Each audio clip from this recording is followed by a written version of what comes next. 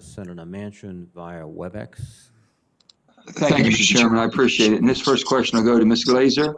Ms. Glazer, this committee is providing guidance to the Department of Defense on restructuring for a near-peer threat in Russia and China. I worry that we'll continue to be stuck in our old mindsets. Historically, in the United States, we've had the ability to move freely about the globe uncontested, which likely would not be the case in the event of a conflict with Russia or China. So how do we shift the entire department's mindset from only having to fight when we get there to fighting to get access to traditional sea lanes and airspace we've taken for granted moving our troops? How are we able to get into the fight if we can't get to the fight? That's a very important question, Senator, and this is one of the reasons why we have to maintain our access to the region.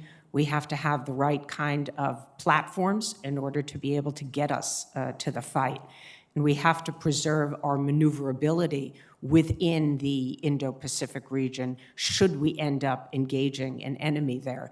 And that means dispersing our forces, being less reliant on these static bases. We have to develop operational concepts that will enable the United States to operate from more mobile areas. Are you all concerned about this? I mean, I understand the Marines have been worried about it, but is there any other branches concerned about?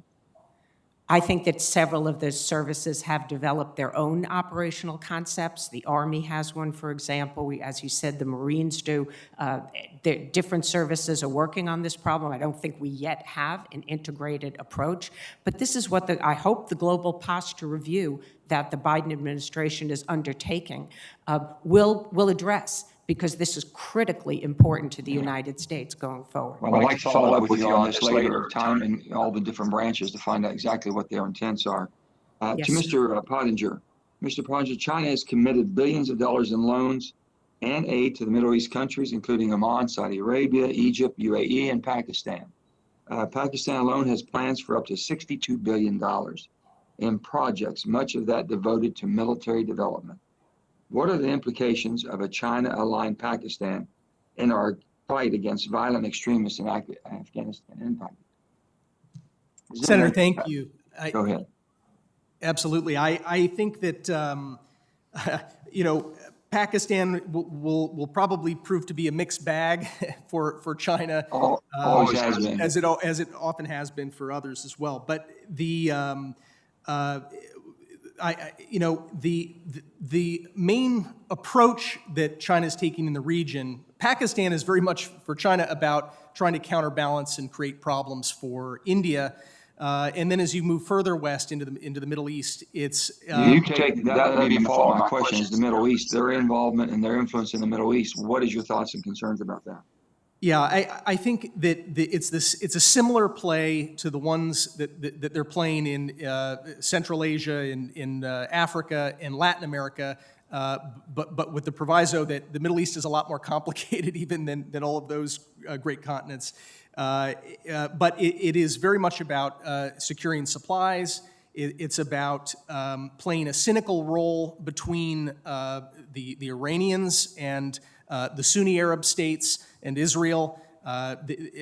So I think that countries there do not actually want to see China moving into a dominant role in the region, and I hear that from those countries, usually privately, but nonetheless quite consistently. But I'd be glad to say the thing that bothered me more is the $62 billion they're receiving and using it for their military aid.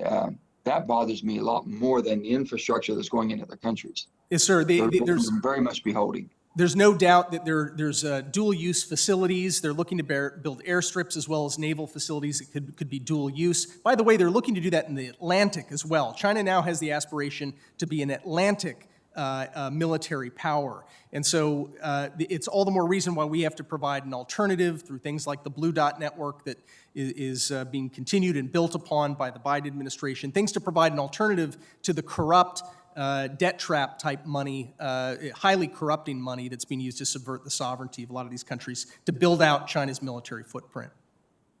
Thank you, Mr. Chairman. Thank you, Senator Manchin. Now let me recognize Senator Blackburn, please.